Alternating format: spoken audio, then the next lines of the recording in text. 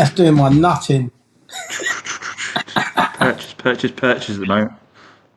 Hello everyone, welcome back to the Dealerchat podcast. Today with James Harding of Chops Garage, myself, Joe Betty of Bear Motors, and we are delighted to have Sheik Hassan from Motor4U back on once again. This will be your third time on, Sheik, and you're only on a couple of weeks ago, but it's as we go, each time gets more relaxed, and to be fair, with the way your mind works, Sheik, quite a lot seems to have happened in the last 2 weeks, considering what we were talking about last time. So it'd be good to just have a kind of informal chat. We can't go on for too long because James is buying cars or something. Someone's come and deliver him a car. So I've got to be gone by 11. And yeah, but it would just be good to have a little chat. We need to get recording because we were just chatting off camera about getting your top off on holiday and, you know, all not being a bit more overweight than we'd like to be. But anyway, A lot has changed in a couple of weeks, hasn't it? Because Sheik has joined car buying. What do we call car buying? And what's the expression? I forget what it is now. Anyway, he's not allowed to buy cars. That's what I'm trying to say. Are you? He's gone car buying celibate or whatever you call it. Yeah, car buying celibate. He's gone. You've not bought a car for how many days now? Is it, Sheik? It's been 2 weeks, and it's really, really hard.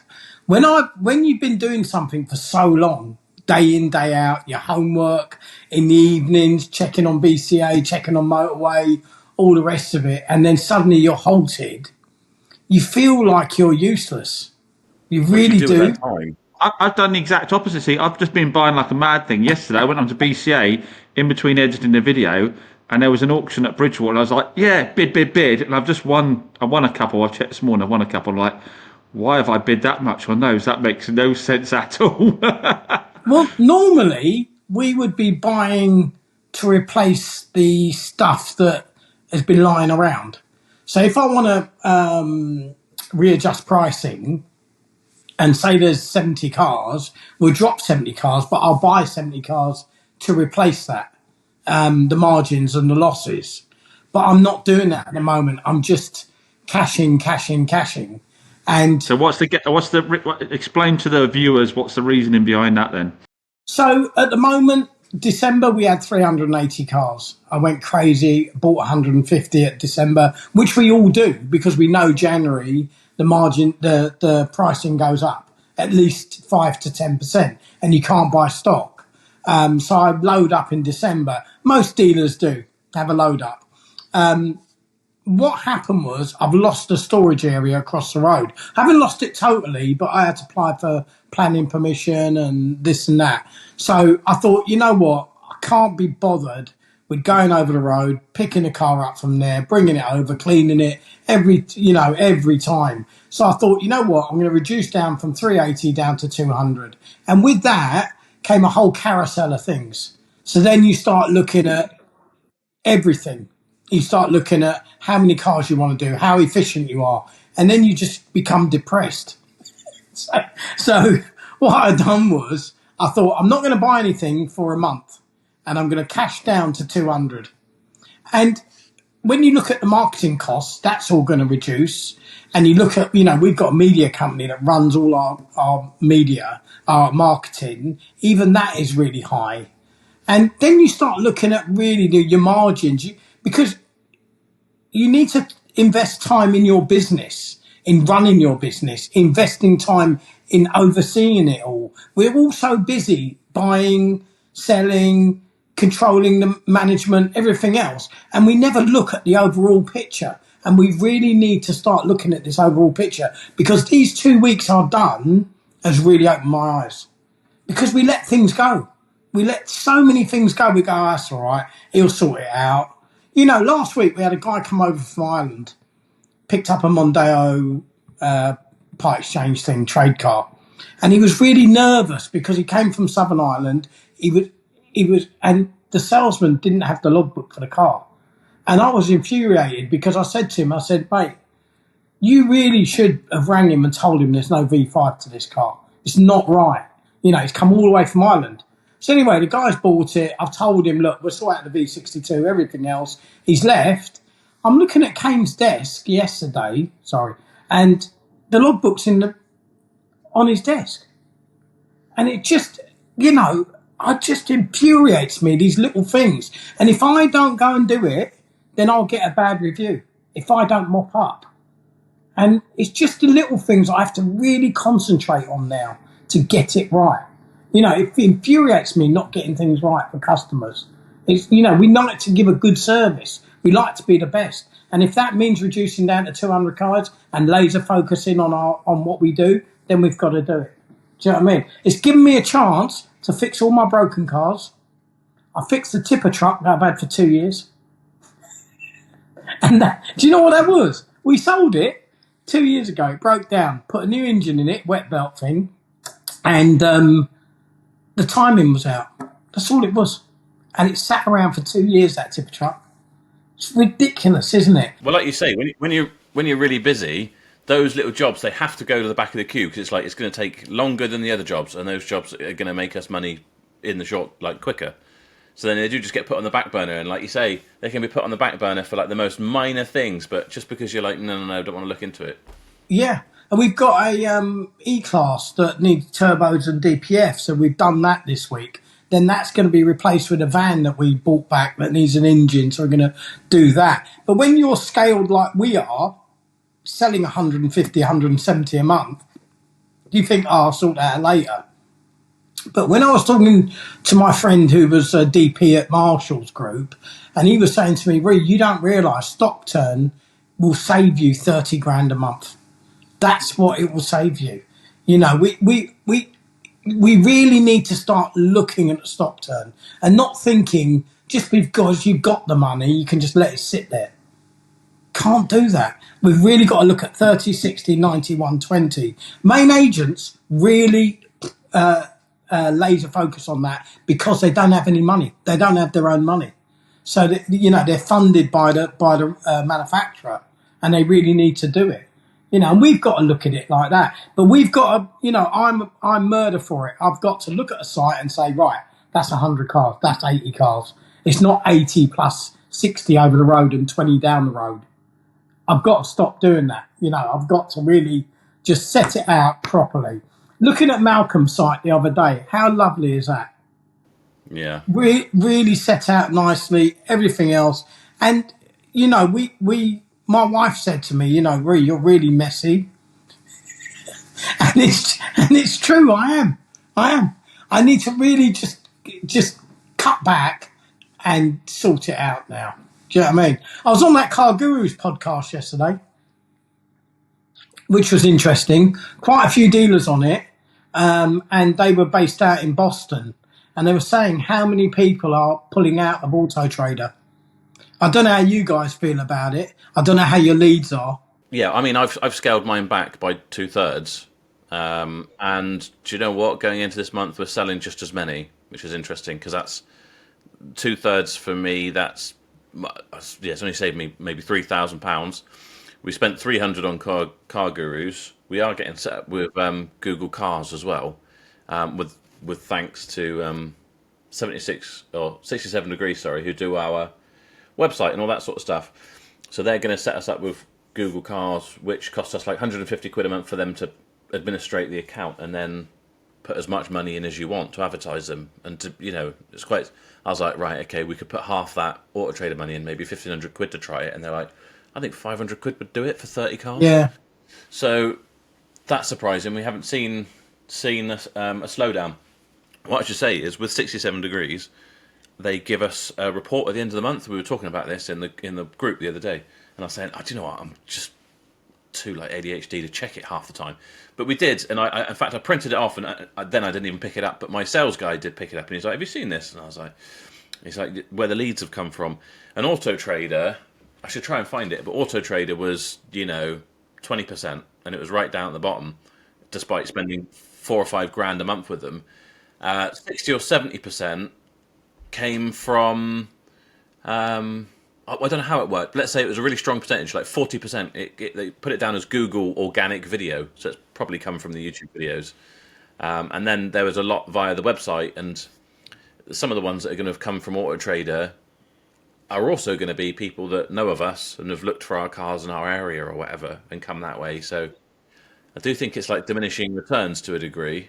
They were saying yesterday that because AutoTrader is such a market leader and number one, which have been for a long time, a lot of people say, I saw it on AutoTrader, even if they didn't.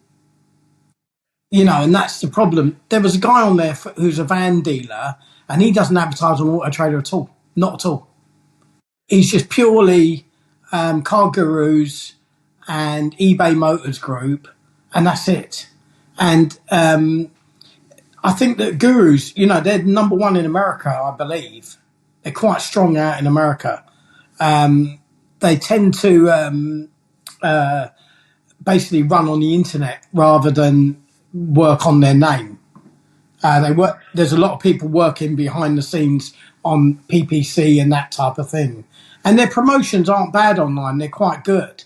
But I just think that value for money, when I look at my costings, and you know what they were, Joe, last month they were 38, this month they're 27. For 200 cars, how many cars I've got to sell just to pay that bill?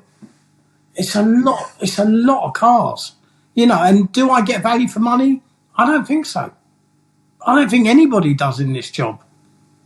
No. The one thing the main bugbear that I have with AutoTrader, because any of us would pay a fee if we got good results and it generated results and sales into our business and you could kind of like rely on it. But despite AutoTrader being the biggest and arguably best platform, it's still not big enough in a sense. I don't know how, I'm probably not explaining it very well, but it's really crowded for dealers and cars still. Yeah. Would you say, Joe, that my son was saying to me yesterday, he said, Dad, 10 years ago when we put a car on AutoTrader and it was reasonably priced, you'd sell that car. Now you can't rely on it. And also, Joe, do we rely too much on their data?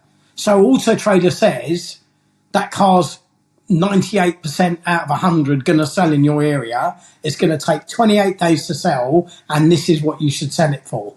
I don't think you can rely on that anymore. All I know is I'll put 60 quid into advertising a single car, and I'll log in 3 or 4 days later, and it's great price, and it's a car that I know sells really well. And you look at it, it's had 14 views, and you think, what?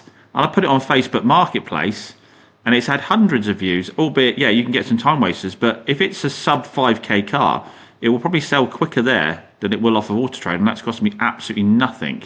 And like I say, you're seeing hundreds and hundreds of views versus you log in and you've had like 15 views, 16 views. You think, well, really? That's pathetic. That's the biggest marketplace for cars, and that's the number of views I'm getting. When you're paying a premium as well, 60 quid in comparison to completely free. We're going to see 2 points of contention here. I think one will be marketing spend, and the second one will be price of cars. I know you guys discussed it the other day, and it must be so hard for people to enter the market at where James is. James has got really good connections. He's got his main agents, all the rest of it. But if you were a dealer setting out now, Joe, where you were 7 years ago, for you to buy a reasonably priced car and retail it, and then the public to have all that comeback on the vehicle, it's very, very hard. I wouldn't do it. There's cars that are retailing 4 to 5 grand on BCA going for 2.5 grand before fees. You're looking at a 4 grand car being £2,800 before you've actually got it to your door, and then you've got to get an MOT on it and everything else. So I agree. Yeah, if you're coming into my end of the market, it's incredibly, incredibly tough. I agree, Dave. And also, you do the job right. So the car's prepped right. Any major mechanical's done. Well, I'm bigging him up here, and but you don't like hassle in your life, so you do the job properly, like we all do. Yeah. But if you were starting out now with 10 grand, how hard would that job be? Yeah, it would be. You'd be working off of, if you were going to do the job right, and you're starting off with 10 grand and you were selling 4 grand cars, 3 grand cars, 5 grand cars, you'd probably net about 300 quid a car. And if you had one substantial claim, it would probably wipe out a lot of your month, especially if you're in that sort of 15 car range. Yeah, exactly. I also do think that the buying side of things are going to change a lot. What you do, Joe, and what you do, James, with this YouTube and that type of thing, when you look at what Motorway do, it's exactly the same. It's exactly the same. It's just that you're not paying that premium in the middle, are you? Yeah, they're paying to market, and we're using our own sort of marketing in a sense. Yeah. I think a lot of dealers will. I think a lot of dealers will, with the marketing packages available on social media, will start to step it up and try and source cars locally. I think if you in your area, Loads have there's an already. I mean, I made Cars Bought for More. I suppose it's 4 years ago now. In the first lockdown, when I was sat there, and I'm like Sheik, you know, I can't do nothing, and I was like, right, car buying website, we're going to do this, and it was really simple on GoDaddy. But I made that, and since then, going through that COVID time, you know, all the main dealers started doing it. None of them ever did that before, ever. No. no. No. I'm not saying they were copying me, because loads of people were doing it. That's some of the cheapest marketing out there. If you really, so if you're in an area at the moment, if you're a dealer in an area at the moment and no one's pushing this, you need to jump straight on it. Because if you go into Facebook marketing, if you go into Google marketing, and you're very specific, if you ring fence, geofence an area of say a 5 or 10 mile radius, 20-mile radius, your marketing costs are really, really quite low. And you could get quite good results out of that. And there's an opportunity to be the first mover in your area. Once you've made that move, you know, get the outside of your site all bannered up. You'll buy cars as well. Go and grab all the local, just marketing ad campaigns with all the local villages around your area or small towns around your area. Use that phrasing within your AdWords. Your pence per click is actually really quite low. Yeah, definitely. I spoke to Luke yesterday at 67 because we built a car buying site 3 years ago and never bothered marketing it. We just didn't. We built it, done it, and just set it aside and said, "Yeah, we'll do." And nobody wanted to do the emails because there were so many of them. So yesterday I spoke to him, and I think I know a little bit more what I'm doing. So I said to him, "Let's do a 30-kilometre radius, which covers Hastings, Eastbourne, Tunbridge Wells, Maidstone, Robertsbridge, Sandhurst, all those areas, Flimwell, Wadhurst, all that." And I said, let's fire it up. And like you, Joe, he said to me, do 500 quid a month. He goes, that's all you need to do. Yeah. And your SEO, your natural SEO is a lot easier as well if you're restricting the area you're trying to cover. You know, don't go out there and just try and bid on we'll buy your car. You know, be very specific to your area because at the end of the day you're going to be able to outbid people as well. Yeah. Because the car's on your doorstep, you'll be able to pick up. Your overheads for pickup is not there. Your transport costs aren't there, so you're going to be able to bid 300 quid more than someone who's got to come 4 or 5 hours down the road to pick it up. Yeah. Well, and also in comparison to say going to an auction, you get to go and check it over and make sure you are happy with it, rather than just competing against everyone where it's like a wolf pit and you don't really know what you're getting at the end of it. This episode is sponsored by 67 Degrees, who are the creators and host of my website. The guys at 67 Degrees built me a customized website that's got everything I wanted on here. We've got a rolling video of things going on at the dealership. More importantly, these guys really understand data, they really understand Google and SEO. So they have actually increased our natural traffic by setting up our SEO correctly, and they're also going to help me do some Google car advertising. If you head to barrowmotors.co.uk, you can check out their work, see my website. I think you'll agree it's a really slick looking website. Everything's really nice. They've got really nice kind of scroll features for pictures, all that sort of stuff. It's really user friendly, which is exactly what you want for your customers. As soon as I started working with 67, they set up a WhatsApp group. So if I've got any changes that need making, I literally just WhatsApp the guys there and I get an instant response. This isn't like using some really big company where you have to put in a ticket request and wait until something gets sorted because you want to change your opening hours or something like that. This is really a nice kind of personalized service. Now, while the website does look good and they are great at designing them and helping you out on a support level, the most important thing to me was the amount of data that these guys now give to me. So every month I get a report from them, and that tells me where the traffic's come from, how many people have clicked on pictures, the location of people looking at our cars, which really helps you understand A, where your money's going when it comes to advertising, and B, where you should be targeting when it comes to customers. Let's have a quick look at my most recent report. This is from January 1st, 2025 to January 31st, so this is January's report. It would tell us the amount of people that have come to the website, interestingly, is hugely organic search. So 11,672. Now, that might be a little bit skewed because we've got a YouTube channel. People may be searching for us, but it goes to show just how much traffic we get into the website just via people searching for us. Direct people who are typing in the website and going straight to it, 5,000 people. It will break this down into referrals, organic social media, that sort of stuff.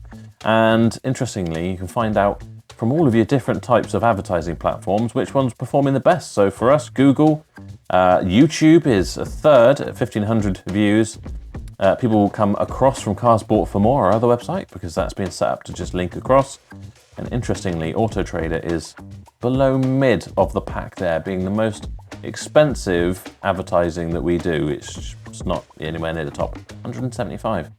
Interesting. Now this goes on, it tells me city data, and strangely, London. We're nowhere near London, but we've had probably 4 times as many views from London. This gets really technical. It'll break it down to tell you the key events that have happened on your website, and that's from whether people have clicked on arrows on your pictures, or whether they've sent a form or a submission, or they've contacted you via WhatsApp or phone. It's all broken down for you, so you can really figure out everything that's going on. The 67 Degrees team really understand what they're doing when it comes to this sort of stuff, which is great because I don't, and I imagine probably a lot of you watching this don't either. So if you're looking to upgrade your website, you want to see some better performance, and you want to know the key data that's going to help you run your business more efficiently, then I highly recommend them, and I will put a link to get in contact with them in the description below. BCA rang me last week and they said, look, we're going to come and see you. They think I died because I haven't bought anything for a while. So, you know, I said to them, they said, what's happening, Sheik? I said, well, I'm losing the storage area and I'm having a rethink about what I'm doing, basically. And I said, I'm just having a break to see what I really want to do. You know, I used to really enjoy this job and I still do. I just think that I need to readjust how I do it. I was just going to say, should we have a quick look?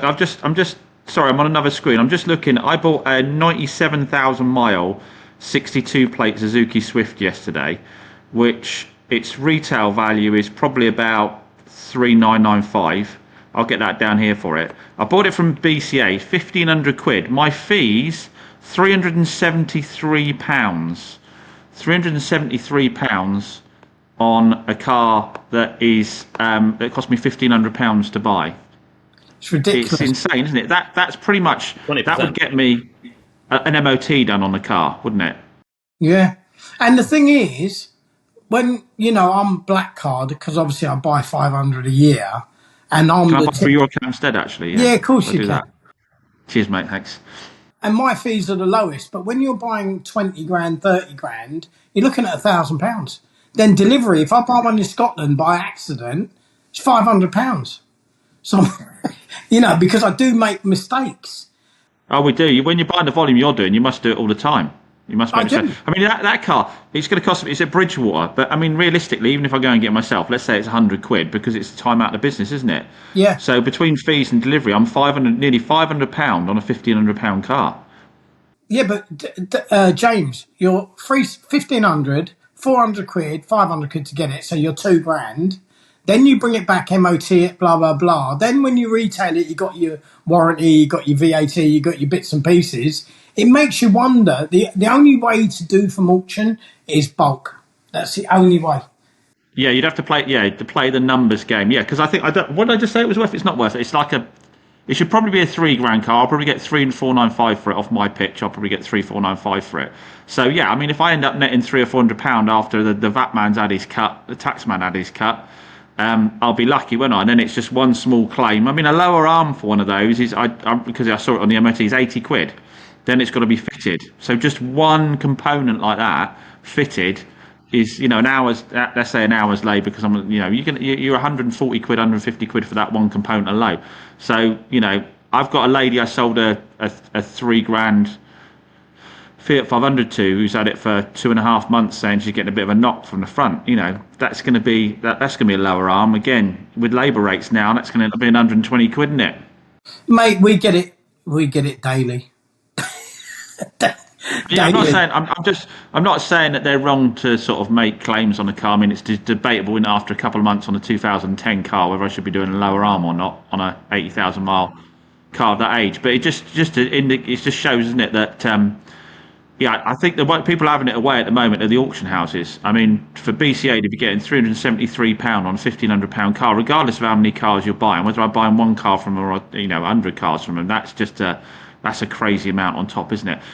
We need disruptors in the auction market, and we need disruptors in the marketing market at the moment. Really quite bad, especially if consumers want to be, because people are always saying, 2012 car with 90,000 miles on it. How come that's going to be? That should be a £2,000 car. Well, it would be a £2,000 car if you let me have it for 400 quid from you direct. But you go on to We Buy Any Car, and it tells you that the car's worth £1,200 or £1,300, doesn't it? The problem is, I think, James, is that there's not enough vehicles to go about the UK market. And I know we keep going on about it, but since COVID, it's never been the same. The UK market, it's never been the same. And you're going to get little pop-ups like Joe's Business, Cars Bought for More. That's going to be a little pop-up. Then you'll get another pop-up. Then you'll get another pop-up. But will it ever be enough to supply the UK used car dealership? It's very difficult, isn't it? Motorway have got a directive to be bigger than BCA in the next 5 years, which is huge. I wonder if they can do that, though, with the convenience of We Buy Any Car being, in a supermarket car park in your town. You can literally just go and drop the car off and walk back home again. I think they'll struggle to catch up, won't they? Their fees rival BCA for a start, so I can't see. Yeah. What's going to be the competition? It's going to be bigger. I guess it would be selling more cars and more turnover. And if they do the same amount of cars and they're charging pretty much the same sort of fees, well, they haven't got the bloody overheads, have they? No. They've got a big office, they've got some drivers and all that sort of stuff, maybe some hubs, but they haven't got, 20 auction centres with 50 members of staff at each and all that sort of stuff. I remember when they came to see me just before COVID, when they were starting up. And COVID was they were like the devil. It's like they saw it coming. do you know what I mean? Because after COVID, all the used car prices went crazy, didn't they? Had a meeting with that company, Nichibo. You know what? James went out to Japan. Had a meeting with them last week. It's quite interesting because I done it in 1998. I was bringing in Unices, FTOs, GTOs, Fair Ladies, which is a 300. There was no European gear out in Japan at the time. But now he was telling me that a lot of people are bringing in European gear. Volkswagen, Mercedes, BMW, Audi, that stacks up after all the transport and everything like that, does it? Yeah, it really does. If you look at it, and you know what you would love, James, there's tons of chimneys. Tons of them. Oh, yeah. Clean chimneys. Oh, my God, not chimneys without rot underneath. Yeah, I'll have all you can take.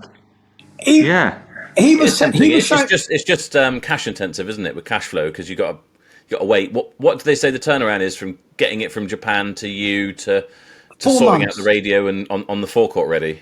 4 months. Right. But 4 months.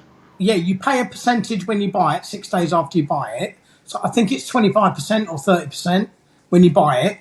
You only pay full up when it's 7 days away from port. Is that just in case the container drops in the the bolt? Send you a picture they send you a picture of a random container. Yeah, we're 7 days out. Yeah. Is it a one-stop shop though? Can I just go, I want this car and I've got a price point I know that includes all my transportation, my fees for the dock, and I can literally just go and pick it up when it's arrived? Correct. So what you do... Oh, cool. I didn't realise it was... I thought I had to get involved in all the paperwork side of things. No. So what you do is you go online. They've got all the auction cars listed at 5 o'clock because they're 12 hours ahead or something. So you go on their website. You search, say you want a Land Cruiser. So you search Land Cruiser. It will come up with all the pictures of all the vehicles. You then put in your bid and you've got a buyer there, James. That's it. So we got it up on screen now. This is dangerous. This is. I would be honest. Do you know, James? I want to do it just for the fun of it, just to try. Yeah. Shall we do it? Shall we have a little challenge? 3 of us. We'll make Sheik break his rule already. We'll go on today. We've got a buy-in challenge. Who can make the best purchase? Yeah, James. Did you do well with that CRV that you had? Or CRZ? Guess who I sold it to? The margins... Guess who I sold it to? Oh, yeah, you did. Sold it to Theo, yeah. In New Zealand, 40% of the second-hand car market is Japanese imports. Really? Yeah. And do you know, So in there's a lot Japan, of room. I mean, there's some good motors there. Like these 4x4 things down my way sell so well, like the Foresters and that, but they're all rotted out. All the local ones are absolutely rotted out. well, James, that you'd have. I had 2 hours with this guy, and he knows what he's talking about. They only buy from the south because the north uses salt. It might be the other way around. In Japan, you can't have a vehicle left out at night time. They all go to main agent because that's culturally how they are. The cars are immaculate. They're all looked after. They're graded from 0 to 9. 4.5 is like immaculate. So 9 is like brand new, basically. The weird thing is, which James said on a video on a podcast, was if they're buying high end, there's a high end retailer out there that does Lamborghini, Ferrari, Bentley, and they're brand new. They only buy them in left hand drive because it makes them look more affluent. Isn't that Exotic. strange? And It's weird, isn't it? It's weird how cultures work, isn't it? You've yes. been wanting a Forester for ages, haven't you, Joe? Do you know what? I'm going Yeah, to not buy necessarily two this of them. generation, but So I had to do £1 million bond, which was £5,000. So I've done that.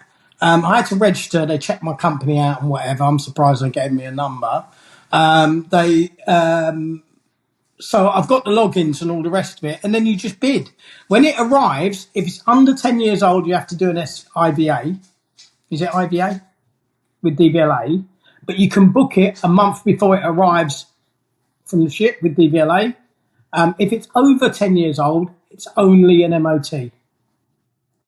And then you've got Yeah, to so it's almost easier for me with my old stuff because I just need to bring it here and MOT it. Do you know what? I was looking at Jimneys the other day, and I can buy a 10-year-old Jimny for £6,000 landed. What happens with the logbook? Who sorts the logbook out? Well, we do it. But you've got an agent over here. So I want to try it because I haven't done it for so long. And I worked in Germany as well, bringing back in right and left hand drive 911s and all that stuff back in 2006, 2007, which I really enjoyed. And I think, us three should buy a couple of bits, buy 10, get them delivered. They've got Land Cruisers, they've got the Prados, they've got. He said to me the L Grands and all that stuff is not good sellers. And No. there's a guy. Can we cut this back? Can we cut this back the video, Joe? Because we don't want everybody else hopping on this, do we? No. James, I don't need to worry because if you watch James, the video Sheik's referring to is James from Car Dealer Magazine. They've been over to Japan and went to this place, and the auction has 15,000 cars go through it in the day. Yeah. Wow, that didn't look like a lot on that screen then. Or was that just because you were so specific about model you're looking for? What I'll do is I'll send you that's just their like retail. Sorry, Sheik, but that's just their retail ready cars that you can click to buy now. It looked like so that's 500 cars. Oh, okay. Click to buy, and they would send them, but they obviously do the auction. I'll send you my logins so you can play around with it. Okay. But when you Very dangerous, Sheik. yeah, that's all right. He said to me that L Grands and all that they don't sell. There's a guy in Ireland, Automatic Cars Dublin. He bought 790 landed last month. Bloody hell! 700. This is letting some children into the biggest sweet shop ever, isn't it? Look at see how they do the bidding, James. Like they don't have like an auction hall where they go through. They just sit there and they've got buttons they press. I've seen this before. I saw Mike go and do it many years ago. Yeah, but look at on Wheeler Dealers. They charge about £470 per car as a commission to take it to port. They sell 7,000 cars a month. That's what Nichibo sell. The guy who works for Nichibo lives here in Norfolk. And he doesn't mind travelling down, showing you all how it works. I've got a new unit to fill, Sheik. I can see a specialist car branch starting up. Well, I spoke to Close Motor Finance. They were down last week, and they will fund them. They'll do 80%, and they'll also they won't do PCP. They'll do straight HP, and they'll do 80%. I spoke to my mechanic about the conversions. He said on the early stuff, it's very easy, and on the newer stuff, you just flip them. So it's just a switch to go from kilometres to miles per hour. The fog light's really easy. The Land Cruisers, you're buying them landed in the UK for under 60 grand. They've got them up for 100. Yeah, Land Cruiser crazy money. I've seen them up for 100. Yeah. It's mental. And where do you get those margins in the UK? Yes, it's hard work. Yes, it's long.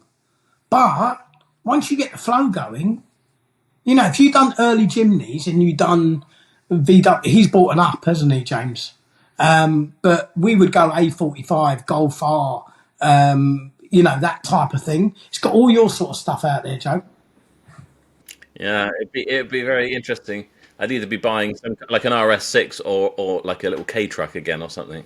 Yeah, exactly. They've all got low mileage. All of them are not mega miles. Can I ask you a personal question, Sheik?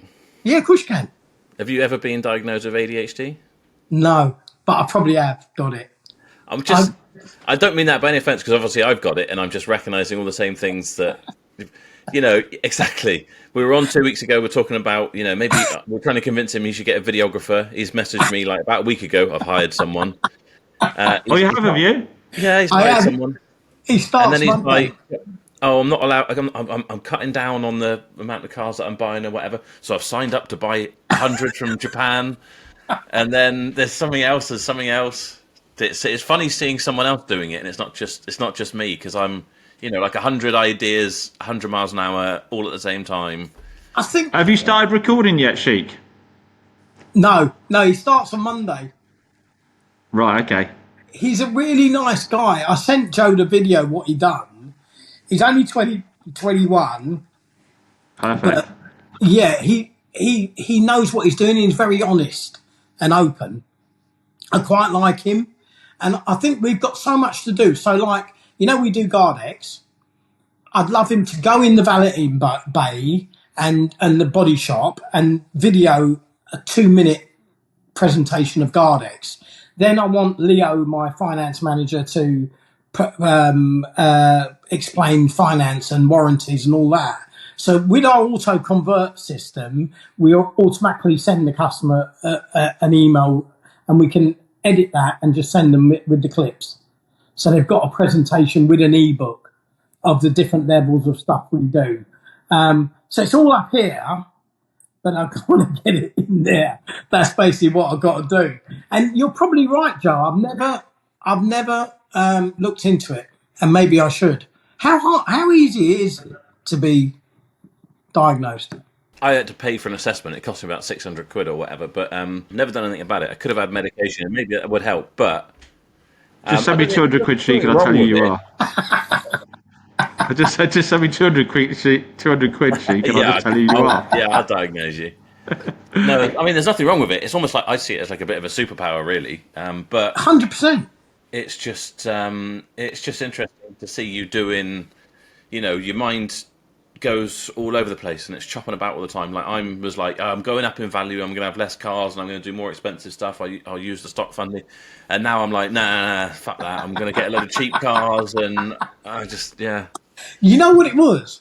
I saw James's video and I thought I'd done that back in '98. We used to go to Southampton, buy Pajeros, FTOs, Unices, GTOs, and I really enjoyed it. I really enjoyed it because we had the most different cars to anyone else. And now I'm looking at it and I watched James and I thought, I'm going to ring that bloke. So I rang him on the day after and he said, I'll come down and see you. And then all of a sudden we signed up and we got logins and everything else, And I will buy a few. Back to that videographer role you've taken on, though, that lad, that's going to be the easiest return on investment you ever get if you start getting the videos out, mate. Well, I think that you guys have encouraged me so much to do it, and I'm not someone who easily goes on camera. Joe knows that my wife emailed him. I didn't. She really promotes me and she's got my back always, but I'm not the confident one. As much as you come across confident, I'm not. I'm not someone to put myself first in the queue. I'm not that type of person. I'm just not. But I think, what you were saying, Joe, about the ADHD? Although you go off on certain tangents, you do back it up with doing it. Oh, yeah. I do walk in there and go, right, let's change it. Yeah, 100%. I mean, do you know what? When I was younger, I think I probably didn't. I think I had too many ideas, and I would talk a lot of them, and they wouldn't necessarily follow up on them. And then Yeah. you'd have people call you out on that, and it was almost like I'm never having that happen again. Share my ideas, and then people use it against me. So now they might, if I'm talking about something, I'm definitely going to do it, or I just won't talk about it, and I'll get it done. And It's do you have imposter syndrome as well, Joe? You probably, yeah, I think everybody has a bit of that, don't they? Yeah, 100%. I do, James. 100%. I always think, I might, if things are going well, am I blagging it? Where's it going to go wrong, kind of thing. I think everyone has a bit of that in the back of their mind, don't they? Yeah, they do. They 100%. I think that sometimes I sit here and I think, you know what, I don't deserve this or I don't deserve, whatever. And I think that plays in hand with giving it all away. Because I'm not really into spoiling myself. I'd just rather give it away. I'm not interested in it. Money doesn't really interest me at all. I'm not bothered about it. I do like being successful. Yeah, I'm the same, really important. Yeah, it's really important to be successful. It's funny with the money side of things. I like money, but I'm not sure I like money to spend it. I just like making money. I like making profit. I'm exactly on the same. something. I've got like a duality with money. Like on one side, I have no interest in it whatsoever. I'm just not that fussed. There's nothing I really want that money can get me. But on the other hand, it's just the measuring stick for like my self worth. Like, am I doing enough? It's just a way of like, I want to try and do this, and then if money comes from it, you're like, good, I did it, I achieved it. I can feel good about that. I can allow myself to, not say horrible things to myself tonight. Not quite that extreme, but I think the frustration is for all of us is that not having the money to do what you need to do to further yourself. That's what I think. I think that if I come up with an idea or I see a new site or a car comes up, and if I haven't got the money to buy it, that's the most frustrating part of it. Because I love to move forward, and then I think, well, how can I get it? How can I move forward? It's very difficult. I've seen recently, getting back to the YouTube stuff and all the rest of it, I've seen so many other people crop up now. Tons of it. And you think to yourself, are we moving in that direction? I heard from Close Asset the other day. I was talking to Elliot, and he said to me that AutoTrader webinar were telling motor traders to start using social media to more buy from, which it's a good idea. It's great. It's just the way society is going, isn't it? It's like building relationships with people online that you've never met and never spoken to. You're just kind of getting used to them and feeling comfortable around them, rather than, the older generations are still going online looking for a car on AutoTrader. But I think a lot are kind of like will buy into the idea of, I've seen this guy talking about his cars and I really like his business, and then I'll just have a look at his page, and then they find a car or whatever. I think you can't underestimate it. And James was saying that your return on investment with your videographer is going to be incredible, and like I can guarantee it. And you are the living proof of why that is, because you've watched James doing a video with Nichibo, and you're like, oh, sign up, I'll have an account. That sounds cool. Yeah. It's put in front of me. I know about it now. It's promoted some idea in my head, and we'll go for it. The exact same thing will happen with you talking about your business and people seeing the cars, and they'll be like, oh, I like that. I've really enjoyed this. Like, I'm going to have a look at their website. And then they're like, they've got a really nice car. And then they'll be phoning you up and coming down. So yeah. Well, I hope it works in that way. I wonder why the big supermarkets don't do it. Who would be the face? It's a roulette of staff, really, isn't it? And I think a lot of them do. They just haven't. I mean, I'm sure like the car bases and things like that, they've got YouTube channels, and they do like. The problem is they'll get in a media company and they'll produce some like slick looking advert or whatever that looks corporate. No one wants to watch it. No one wants to sit and have an advert. What they want to see is genuine real life people, and not just like, oh, look how amazing we are. We've won so many awards, and we're Bristol's biggest van supplier. Blah, blah, blah. It's like, everyone's like, I don't give a shit. Yeah, whereas if you're right. like, bloody hell, that van's come back this morning, it's got a clogged EGR and we're going to have to sort that out and whatever. That's yours real, is going to be yours needs to be fly on the wall documentary type thing, because you've got so much going on. Don't overcomplicate it. Just nice and simple. Just record what's actually happening. There also needs to be like, you could still do it. Like I think yours would be work really well the way like James and Car Dealer Magazine do theirs. A bit like it is a documentary on Channel 4 or something. You know, it's real life, but it's still got some elements that are obviously planned. I could imagine there being quite a good like running joke with you being like, you know, we really got to focus in on everything we're doing and whatever. And then it'd be like, Sheik's in his office and he's now looking at cars in Japan after he said he was going to be focusing on whatever. And then someone in the back, someone in the background going, he told me you need to do this last week, and now he's telling me I need to do this. Have a big huff. Yeah. Throw something on the floor and walk out. You know what? I do wonder what they do say about me. This guy needs help. This guy needs serious help, you know. So what's your plans for the year this year, Joe and James? Do you want to go first, James? I'd like to say I have plans, Sheik, but I don't. I don't plan ahead at all. Right. I just carry on doing what I'm doing. Just volume.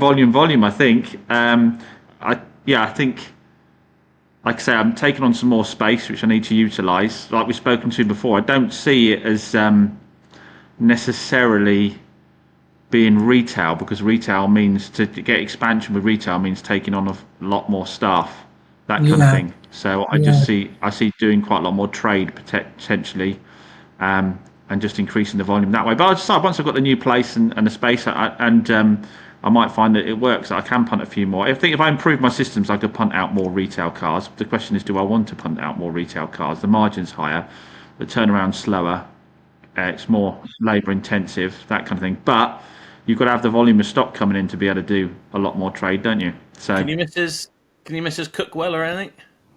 Sorry? Does your missus cook well? Why are you asking that? I'm just thinking you could have like a little cafe in the front of one of those thingies, and then you got people swinging in to see your cars and your classics that are in the other one. And I think sounds like a nightmare. Congratulations! That sounds like a nightmare. More people coming round. That sounds like a nightmare. Congratulations on your new I'm just place. thinking you could turn it into, you know, like a event location or something. I would be able to have meats. I would have the space for meat. Well, I wouldn't actually, because I've got to fill the yard actually, so I wouldn't have space for meats, would I? But no, well, people always say, "What's your plans? What's your game plan moving forward?" And I always feel a bit guilty that I actually haven't got one. But I'm annoyingly happy at just what I'm doing at the moment, I think. Nice, That's good, the trouble. James. And congratulations on your new place. I would say. Well, it's not totally closed off yet, but yeah, it looks like it will be. Yeah. I would say. I've taken over the car park like it's mine already, so he doesn't have a lot of choice. To be honest, I've seen. I would say be very cautious of what you ask for or what you directive your way forward with, because as soon as you're in, you're in. You know, if you go retail and you buy 20 cars or take on a member of staff, then you're tied to it. And I know you like your life, James. That's it. So the risk element of filling a yard up like that is pretty low if you already got somebody pegged you think might have that off you. And if you just take a small margin out of it and just turn it around and get it out the door straight away, you're not increasing overheads at all, and you're not, cash flows are good because it's coming in and going out really quickly. Yeah, the margins aren't really there, but like you said, you can still you can say, I want to go off and do something this afternoon, shut the doors, and if there isn't someone booked to go and pick something up, it doesn't really matter. So yeah, like you said, I mean, people have accused me of having a lifestyle business, and I actually would take pride in saying I have got a lifestyle business, because I don't have to be absolutely tied to it. I think that's what a lot of us forget. We get on a treadmill and we don't stop because you don't think about it. We don't value ourselves enough. Do you know what I mean? I certainly don't. I do 100 miles a day to work and back, 5 days a week, and I don't come off the treadmill at all. The last 3 years, I haven't come off it. And yeah, we've grown, we've done really well, and it's been brilliant, and it's exciting. But when I get a day off, I struggle to know what to do with myself. Well, the thing with me is a day off, as Joe said this before as well, which is why I need to rein back on these, a day off would be to come in here and just get into one of these classics and strip the suspension off and put new stuff in, or weld something up, or sand something and paint something. So my day off actually is playing the car. But I'll never have the biggest house, and I'll never have the flashiest cars from the way I'm running my business. I won't catch up with a lot of the guys on these podcasts. I'll never catch up with them, but I don't know why I just got to a point where it just didn't really matter to me anymore on that I side of get things. that. I get that, James. I really do. I think that we're all, I don't know where that stems from, my ambition. I think it's my mother, 100%. My dad, we're from the West Indies, the Caribbean, and my dad was just, why can't you go and work in the government like your brother or do something like that? But it wasn't for me. But my mum was really ambitious, and I think that it comes from there, you know. Growing up in South London as a young man, and you don't grow up with a lot. My dad worked 7 days a week. It was tough, and I think that you get that work ethic from there, but you don't know when to stop. Some of my friends who've done reasonably well, they'll spunk every penny they get, but I can't. I don't know why. It goes back in the firm, back No, in the I'm like that. That's one of the things is, I don't owe anyone anything. That's one of the reasons yeah, I feel like I can be laid back because I don't owe anyone anything. But to expand the business greatly, I feel I'd have to take on debt, and then I'd feel like I would have to go 100 mile an hour to make sure that I was keeping up with that. Both my parents were self-employed; they ran their own businesses, but I saw them work every hour under the sun, and neither of the businesses were. I mean, don't get me wrong; they provided for us well, but neither of the business allowed them to have a lavish lifestyle, and they were still working every hour under the sun. So I had a good example set for me on the work ethic side of things there, but I also saw that there was a lot of things they wanted to do in life they never got to do because they were so flat out. Unfortunately, they died quite early on to the big C, but they were so flat out doing that they never got to do some of the stuff they wanted to do. So I think that's been a good thing for me as well to see that you've got to balance the two out, because before you know it, you're suddenly at an age where something like that comes along, an illness comes along, and you've got the money in the bank, but you can't do anything with it because you're not fit and healthy enough now to go and do those things you wanted to do. 100%. My family have said today they're going to go to IKEA this afternoon, my wife and my daughter, and I'm thinking, well, I've got to drop off at 11, but I've got nothing in this afternoon. Now I could stay and I could prep more cars, or I could say just swing by and pick me up on the way through, and we'll spend the afternoon together. Which is probably a bit of a nightmare in IKEA. The only thing that's appealing about that is apparently they do really nice meatballs, don't they? Meatballs, yeah. But yeah, exactly. But I like that. I like that level of freedom, and I don't think I'll ever get to a point in life where I go, do you know what? I wish I hadn't spent that afternoon with my wife and my daughter. I wish I'd prepped another Hyundai i10 instead and got the photographs up on the website. Do you know? I mean, I'd like to think that. I think that's beautiful, James. And do you know what? I always think to myself is, I always want to do more and whatever. But when it comes to when it comes to the money, like we said, I'm not that like bothered. It's not like I desperately. If I was to buy myself like a supercar and be like, yeah, I bought a supercar or a G wagon or something, I wouldn't. I'd just be. I just want rid of it. I was like, right, cool. I had it. I experienced it. Yeah. I don't want it anymore. Yeah. Would you feel like a bit of a knob in it? Yeah, that's the Probably. problem, though, isn't it? I always set myself a goal that I'd be able to walk into a Porsche dealership and buy a brand new 911, and that was like the goal for me. Now I could go and do that. Now. Don't get me wrong; it's not like it wouldn't be a significant amount of money, but I could go and do that now. But I'd feel like a total knob end in it, Yeah, it's and true. also I'd be looking at it and going, well, if I put that into this amount of stock, I'll turn that to 20% profit within this period of time. So the only way new cars only make sense to me, to be honest, if I was to go and lease one, because I'd be better off keeping the money in my bank account and making it work for me, turning stock over, than I would be dumping it in a car. And so it's funny. Some of the goals I had, like when I was younger, I was like, I'd have a small flat with a Ferrari outside before I bought a big house and drove a banger around. And the other day I drove home in a 2008 Citroen C1 because it had 3/4 of a tank of fuel in it. Do you know what I mean? When you're younger, you don't really know what you're going to want or whatever. But what I was going to say is my sort of the thing that just makes me feel like, I guess if this changed, it would be very concerning for me personally. It's just all the work I've put in. The one thing that feels like a real success to me is that if a member of family got ill and they suddenly needed a few £1,000s for something, whatever, got it, no problem. When I Yeah. walk in the shop and I pick up food and I'm getting some, I don't really worry too much about the prices. Yeah. I'm not Yes. checking. Yes. I can put it in the basket and I know at the end I'm going to be paying it. There's money in the bank. If whatever these things are. Say like a family member was on holiday and they were in trouble and they were going to have to stay there for a week and they wanted someone to come with them, and I had to book a flight and go. I'd be able to do it, and for me, that is just like ultimate success. No, I agree. Yeah. That's for me as well. Yeah, not having to worry about that kind of thing is more important to me than the car on the driveway. Is having the cash in the bank to say, if a scenario like that happens, you can help someone out, and you can treat people every now and then, and you, like say, you can look after other people. Which, yeah, that's And more also, valuable to me than the if you're car on a outside. podcast and your friends say, "Let's all spend a few £1,000s and buy a car each from Japan," you can be like, "Cool, yeah, let's do it." Yeah, That cool. would Just really stick it on my fun. £1 million That was an credit line. opportunity. Having grown Yeah. up, where I'd be trying to get friends to do things with you, and they're like, "Do you want to come bowling tonight?" And they're like, "Sorry, I can't come. I can't afford it," while smoking a tab and drinking a can. And you're just like, Yeah. I never want to be that person. I want to be able to experience and enjoy things and be able to. It's just money to me isn't really money. It's just like opportunity. That's all. That's how I Yeah, look at it. 100%. And do you know what? I am a chancer.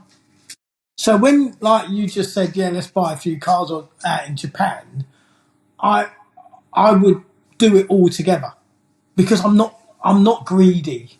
Do you know what I mean? I'd rather have the experience with other people.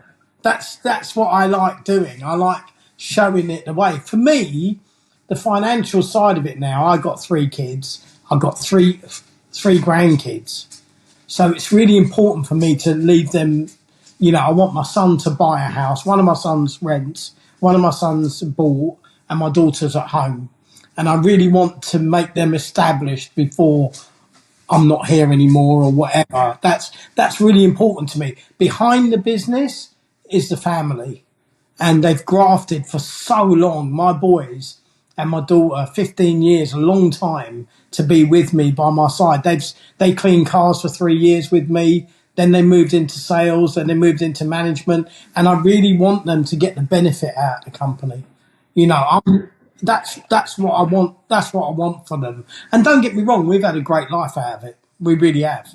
But I don't I don't want it to carry on in the same ilk that we don't enjoy the benefits from it. That's the honesty out of it because it is hard work. Yeah, I think there's two things. One, for me, I feel like a big thing of like maturing for me, maybe in my mid 30s, was I would never spend money on myself, really. I mean, there's odd things, don't get me wrong, but holidays, for example, things that weren't tangible and I couldn't sell again to get money back. I guess had this money anxiety, I guess. So people are like, oh, I'm going to spend a couple of grand on a holiday, and I'd be like, just no way. I've got no interest in that. I don't. At the end of it, I've spent 2 or 3 grand and I've got nothing to show for it. I haven't got a holiday that I can sell again. If I buy myself like a car or something, I can enjoy it for a couple of weeks and sell it. Whereas now, I think maturing, I'm like, it's experiences and memories and things that you No, I'm that still with you on that on it's holidays. such a worthy expense. You don't want to do them or whatever. No, I hate holiday. So it's like 5 grand. What have I done? I come back with a bit of a tan and ate some bloody. Yeah, no, I hate holidays. They're a total waste of money. You go. What have I done with the family on the holiday? I've sat by the pool. I've sat by the pool. I've drunk some beers. I've eaten some food. I can do all that here and flip a few cars in the background. Are No, you that's gonna one. are you That's gonna one I look back haven't. and be like, oh, I wish I'd worked harder. I wish I'd done a few extra Sundays. That's just Holidays just seems like such a unless you go somewhere really special, like and see a city or a town, or go to one of the wonders of the world. Just well, yeah. We're go not and talking sit about by a just going on pool at a holiday and sitting by hotel. the pool. You can do whatever you want. You can go and explore. I wanna go and start doing some like let's trek some footpaths through bloody Latvia or something. Do something a bit interesting. Is it, James, because you're double bubble? So if you go away for a week, your business is shut for a week as well. So it's a bit of double bubble for you, isn't it? Do you know A what I little mean? bit like that, yeah, a little bit like that. But no, just more. It doesn't seem like good value for money. You haven't matured yet. That's what it is. Well, no, exactly. I haven't matured like that. It looks like Um, my gentleman is here to deliver the car, guys. So okay, all right. I'm gonna have to run. Cheers, James. No Good to see you worries. both. Yeah, nice to see you too, Hope it's a mate. little minter. Catch you later. Cheers. See you, James. So do you have the? My friend is going to Machu Picchu. Is that what it's called in Oh, Machu Peru? Picchu. Yeah, his girlfriend's going there, and then she's planned it all out to go across Argentina and Colombia and all that stuff. And I'm 60 this year, Joe, at the end of the year. And I think to myself, should I be going back to Guyana? We're from Guyana, near Brazil. And Joe's never been. Joe and the boys, the kids have never been. So maybe I should be taking them to do that. I don't know. But there's so much you can do. And I've got loads of points on my Amex. Tons. Yeah. Well, I mean, why not? I think the thing is, don't feel like you have to. But I think what I realised was that, when I was in my late teens, early 20s, I was quite adventurous. I wanted to do things. I wanted to go out and camp, and I would have done, going and seeing different places and experience them. And then I got sort of like, right, work is important, and that stuff was all just a distraction. And how old were you? How old were you when you got in the trade, Joe? Let's say like 30, probably. That was the same age as me. Yeah, I would say 30, and I had so much energy. Yeah. I'd get up in the morning, go and buy a car, sell a car, trade a car, but it was different. But it was more fun then, don't you think? 100%, 100%. And you'd nick £1,000 or you'd nick £1,500, and then you'd meet a trader. And I had a trader down in Hampton Court. It was called Hampton Court Motor Company. I used to go down there and buy all these part exchanges and go to Volvo, Carpenters, and then I got into HROing, and I was buying all their group stock, their part exchanges, and it was exciting all the time. But something's changed in the business in the last 5 years. Something's changed. Yeah.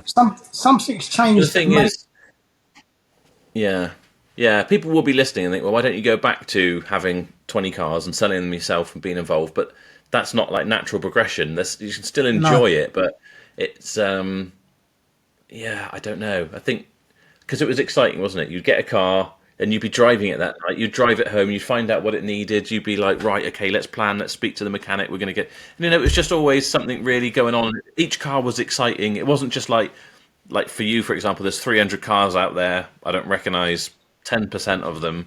No. They're just things on the shelf. You were kind of really connected to all of them. You knew all... It's not even having like a connection to the car, but it was just... Yeah, it was just interesting. Sometimes I think it does pay to sort of stop and think. And going back to your question, which I don't think I actually answered, which was like, what's the plans for this year? And I think I always have different plans for the business, but I think I'm gonna try and whittle down my funding, whittle down my advertising, and just run it much leaner. And it probably is like a lifestyle business, because I think I wouldn't want to stop it, because I actually really do enjoy it. And in fact, yesterday, for example, I was filming videos and stuff. We had Matt from High Peak Autos, and it was great to see him and whatever. And then once that's all done, I'm like quite excited. Like, great, we've got 3 cars to go and pick up from BCA Bridgewater. I can go. That's like the fun part of it, and going and seeing these new things. I think that's maybe part of your ADHD, Joe, because it's got to be new all the time. There's got to be something to look forward to all the time. And I remember with my wife, she used to come with me to pick up the cars, and we used to be so excited. Wonder what it's like, an ML320 that was in Jurassic Park. They used it out there. It was S-Reg, I think it was. Picked it up from my mate in Slough, and the transfer box was knocking. Back. And it was just the excitement, getting a first of the new shape Sport that came out when it was 4 years old or something, or it's just the new stuff all the time. I get a buzz out of buying. That's where I get my buzz. Yeah, me too. And that's probably what's got me a little bit down over the last couple of weeks, because I can't buy anything. My hands are tied. And I think, right, I've got to start addressing point of sale, got to start addressing the vehicles that we've got lying around, the broken cars, the organisation of the e-books and stuff like that, the videographer. See, he's new. So it's something new again. Yeah, exactly. I think we probably are the same. There probably is definitely a fair amount of ADHD running through our veins, because all those things that we like, they're like the instant gratification things, aren't they? Yeah. You buy the car, you know how much you've bought it for, you can instantly figure out how much you think you're going to make out of it. It's a great kind of exciting thing. I've had to really work hard on like, right, okay, let's get excited about clearing some of the dead cars. It takes a lot longer to see them getting processed, but still, I think that's the reason I like having a business with people going around me, because there's always something happening. So if it's just on me, not much happens. I mean, I work pretty damn hard, so a lot happens, but seeing someone else like, oh, that car's come on the ramp, that's cool, that's happening. The guys are out there cleaning that car, I can't wait to see that clean. You know, the guys are at the front, they might have just sold that car there, and there's always something going on to keep me kind of like interested and locked in, I guess. I love it. And I think this business, we could have chosen any other thing to do, Joe. Any other thing. But this business is the only business where anyone can enter it. Anyone. If you've got 500 quid, you can enter it, or 200 quid, or 300 quid. And some are great and some are terrible. But the persistence and the focus is what you need all the time. Yeah. All the time. And the ability to do it. And it's not an easy job. It's not as easy as going and buy a car, sticking it on a forecourt and putting it on AutoTrader. It doesn't work like that. No, anymore. and I think I've learned that it's probably not my... It's not necessarily... I'm not a natural. I'm quite good at selling directly to people, and I think I was better when I was running a smaller thing, but maybe I'm just not particularly great at running like a big operation and keeping on top of the numbers, because it almost becomes like an accountant game, doesn't it? You know, you really got to track the numbers and expenses, things like that. It's not just about wheeling and dealing anymore. It's about running a £3 million business, or a £20 million business. If it's yours, it changes completely. When I went to Cinch Corby, their prep centre, it's 100 acres, Joe. That's where they prep them. They had 15,000 cars there. And it's the guy who's the director of Cinch is a guy called James, and he's an accountant. That's what he is. Because they run on data, on numbers, on process, they don't care what the car is. They won't know that It's interesting. Care. We had obviously Danny Bond, who was on the podcast. He was saying that, the best salespeople that he ever had doing the type of sales that he does, which is through social media, getting people to finance and then going that way, was someone who had no car experience whatsoever. And I think that probably translates to a lot of stuff in the motor trade. If you just take in fact, some people who are really passionate about cars are the worst people to be selling cars and whatever, because You're totally correct. If you look at Big Joe, right, their salesmen don't know nothing about the cars. Nothing. They don't need to. The public are quite intelligent about what they're buying. They research it. There's so much knowledge out there. I don't know about your customers, but my customers know more about them than we do most of the time. Yeah, and we'll say that. And, I can't remember 50 cars in and out, but you've done the research online. We're kind of here to facilitate and just make sure you feel reassured that you're going to get your warranty. We're going to take care of you, that, it's going to be checked over and the MOT is going to be done, and you're going to get your 2 keys and service history and all that sort of stuff. That's the job, really, when it gets to this sort of level, really. You're not selling anything. People have made their mind up before they've come, as long as it's not a bag of shit. Yeah, you're right. I think that what's going to change now, Joe, is the introduction of so many more aggregators. So there's Motorway, CarWow, BCA, Mannheim. There's so many out there. More trade. Cars bought for more trade. Yeah. You've got all your advertisers. You've got AutoTrader, Car Gurus, Heycar, CarWow, eBay Motor Group, who encompass piston heads and do they own piston heads? Or does Car Gurus? I can't remember. Kazoo online. Google vehicle ads. It's just spread them out so much, isn't it? And where do you go? Where do you advertise? It becomes more complicated. The waters are more muddied and whatever.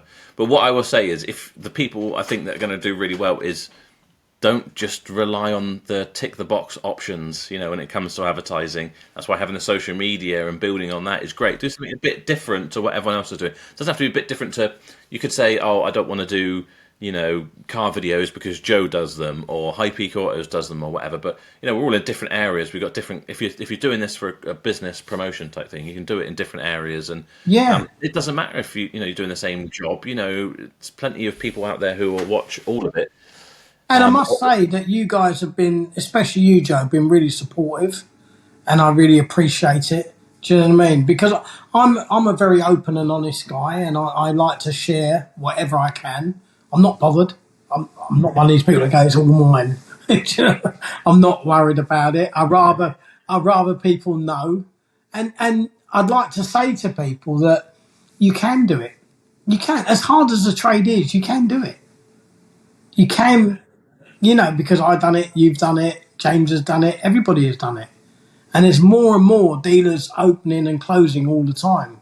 I've noticed a lot of the bigger groups have posted really bad margins recently for the last couple of years. I'm not sure why that is. Is it because I know a lot of their administrative costs are very high? It's not like a bullish market for the cars anymore, is it? So, like we said previously, like I think for a few years you could just keep throwing money at stuff and be quite inefficient, but it resulted in good returns. Whereas that's not the case anymore. So it now needs to be, No. Everything needs to be more efficient, and also the cost of money has gone up. So, these big dealer groups, they're not usually using their own money; they're financing things or whatever. Yeah. So yeah, I think it's just got trickier. But which is why I think a lot of people are closing. They're leaning down their operation, which is something probably I'm going to try and do. Try borrowing less money and just try and take out all these. We're at the stage where we're doing good sales. So you can just try and pinch out some of these little bits. Yeah. And, Yeah. I think the reality is probably Barrow Motors needs to be like it needs to be profitable and returning. I wouldn't be happy with it. Not just wiping its nose isn't going to do it for me. I wouldn't want to do it, but I think probably my strengths, it would seem, having touched, I don't know what they're saying would be, struck a chord with like these podcasts and the videos and things like that. The car buying site and doing that sort of stuff. I think that's probably where my strengths lie now. So I'm. Do you know, that's 100% Joe. I am on fire when I'm in front of a customer trying to buy a car. And I love that. I love that backwards and forwards. I love the negotiation. I love I've pretty much bought it before I get there. And I really enjoy that time, going out there and meeting people, talking to people, listening to their stories, finding out, how long they've had that car, what did it mean to them. I really enjoy that part of it, because cars are emotive, aren't they? They bring emotion to your life, don't they? I love that side of it. And that's what I'm looking to get back into, being on the road, enjoying it, buying it. It's so clinical when you're buying from BCA or you're buying, I don't go on the road with Motorway because they're normally up north. And I can't do land. If you do a targeted like buying site or whatever, you're going to get all the local ones and whatever. So you might just be like, get someone accepts the offer and be like, we could pop down now if you're home. And they're like, yeah, okay. And you just swing on out. And again, you get a buzz, don't you? We're going to go and check out this, whatever, Mustang, whatever it is you might be buying. I don't know. And I want to really start pinpointing what we do, Joe. So concentrating more on SUVs. So we want to go more Land Rover, I know. I bought some body kits for Defenders the other day. Oh, yeah. I haven't bought any Defenders, but I bought some body kits. So at least you're prepared. Some Range Rovers. Rovers. I think that's like a great market. Again, do something. I'm not saying that no one's doing it, but that it's a much less crowded market, isn't it? Sort of these sort of modification of vehicles, making something a bit unique. When you said about going off into tangents, in Croydon, when we had Evokes, we'd buy Evokes, black wheel them, running boards, privacy glass, spacers, and a couple of other things we used to do to them. And we'd done every single Evoke. And then I started looking at Guangzhou in China, and I thought, I'm going to go and buy some body kits. And I didn't end up going because COVID came along, but that's exactly how my brain works. I think definitely I'm going to do it. But I've got a friend who owns a van rental business, and he's exactly the same. Exactly. He actually did go to China and bought a load of scooters and brought them back, and then he couldn't get them registered or something. 1,000, hundreds of them. I am my own worst enemy with some things because I take it too far. So, like you said, then you probably got a good deal if you look at something and you've got a good formula. You buy the cars, you buy the kits from wherever they are, which is at a reasonable price, and you put them on the car and you can make a profit. And then our brains start thinking, right, if I can go to the source and buy these in bulk, it'll be cheaper. I can make more money. Maybe I can get some modifications done on them so they're exclusive to me and whatever. And yes, it's going to cost me to fly over there and have these meetings and whatever. And then by the time you get it back and whatever, you probably don't make any extra money. And the stuff that you get is a lower quality. And you just think, I wish I just stuck with what I was doing. Why did I try to improve it? I always used to give like the example of like, say I wanted to get into like paintball or like go-karting or something, but let's say paintball, and most people would be like, I'll go and pay 20 quid and I'll do like a paintball day and see if I enjoy it. I'm like, I wonder if I could find a spot of land, and I wonder if, I could get planning permission to build it. I've never even picked up a paintball gun, but I'm thinking about how I could actually set up a whole paintball emporium. That's exactly what it is. Do you know, the other day I had to buy a washing machine for the valeting bay and a tumble dryer. And my daughter said to me, she said, Dad, it's 25 quid if you want them to take it away and plumb it. And I immediately thought, I wonder how much they make out of that a year. Yeah. I could set up a company. Yeah, exactly. So go off at so many different tangents. It could be exhausting sometimes. It honestly can. And I hate myself some evenings when I'm like, really what I need to be focusing on is X, Y, or Z that I know I've been working on for a week. But tonight I've had this, brainstorm about, I don't know, making furniture out of car parts or something. And I just can't stop thinking into it and whatever. Does your brain scramble as well, Joe? Because my brain seems to scramble sometimes. So sometimes, like building a process for, so let's say the phone call. Yeah. It's putting it all in the right place. I know what I want to do, but putting it down in all the right places, I need someone else to do that. Yeah. Because I can't do that. I Yeah, struggle like with doing that. Like I that. say, I can't recite the alphabet for you because I get as far as like P whatever, and I can't keep it in order. So maybe I've got dyslexia as well. I was watching a video that's going out tonight, and I said ODB reader instead of OBD, and I know people will be jumping all over me saying I got that wrong, but it just comes out of my mouth wrong. That's just how my brain works, and I think probably because the brain's going too fast, and I probably should get the medication and just like relax it a little bit. My son said to me the other day, he said, Dad, Arlo, my grandson, he said, I'm sure he's got your brain. And I thought, I hope not. Yeah, of course. His attention is really limited. Yeah. He'll play with something for about a second, then he'll move to something else, then he'll move to something else. And I watch him and I think, I hope not. But there's a lot of benefits. Do you get some days, I don't know if you're like me and you make a list. I tend to make a list in the evenings the night before now, because otherwise it's just a shit show of a day the next day. Yeah. But some days I'll come in and I'm like, boom, boom, boom, boom, boom, ticking these things off the list. And other days I'm just like, I can't start the 100%. first thing. And I'm just like, 100%. I can't get going. What is wrong? Why can't I just pick one of these things and do it? Yeah. Yeah. And you're better off not there, Joe. Yeah. But you feel you have to be there. Yeah. Because it's your firm, isn't it? Yeah, well, but those things need doing, but I just wish I could just switch the brain to doing them, but... Sometimes it's just life. Life takes over, doesn't it? Usually it means I need lunch, and that's probably fairly normal for most people. Well, today, Pasha rang me, my oldest son, Pasha, he rang me on the way in. Well, no, tell a lie, I rang him, and then he rang me back. And if I don't get communication with the office, I don't feel right. And I might get annoyed with myself, and I want to know what's going on. It's bad, isn't it? Really, I should be able to switch off. But if I go on holiday, I can relax. I can chill out. I can just turn off and not worry about it. Yeah, I'm probably not as good, but yeah. But there we are. Talking of that, I probably ought to start attacking some of my list for today, which is I am going off to BCA now to pick up 3 cheaper cars. So Are you? Interesting. I saw what you bought. It must be fun. And do you know what? Sometimes the cheaper bits are more fun because they go quick. 100%. Yeah, 100%. Yeah, it's just and then they come back. Yeah, that's the problem. This is the thing I'm thinking at the moment. Is like, do you know what? Maybe I would be better off just selling the cheaper cars. We'll prep them really nice and whatever. And there's smaller margins, but the return on investment's actually better than selling more expensive stuff where your margins are much smaller than the amount you've invested. Yeah. But then you start remembering, like, people start coming back because, you know, the indicator bulb's not quite the right color, and then the next week they're back because, I don't know, just they don't think the speakers are quite loud enough, or, you know, all these little problems that you get.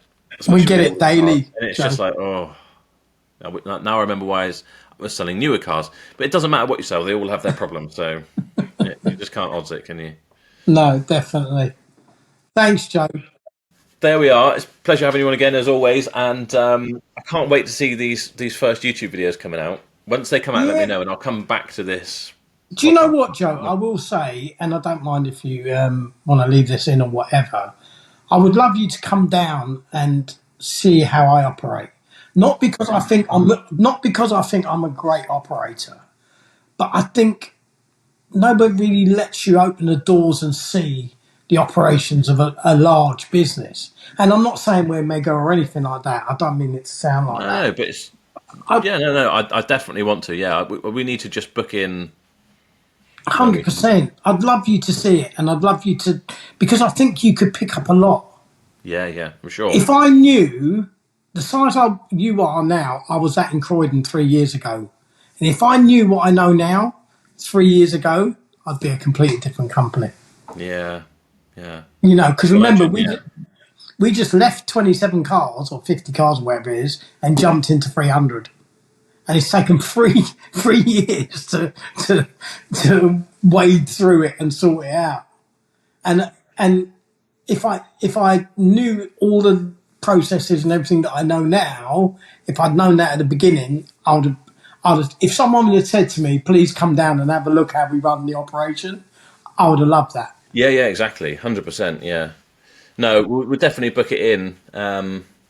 Maybe April or something. I think I've got stuff going on in March, but April.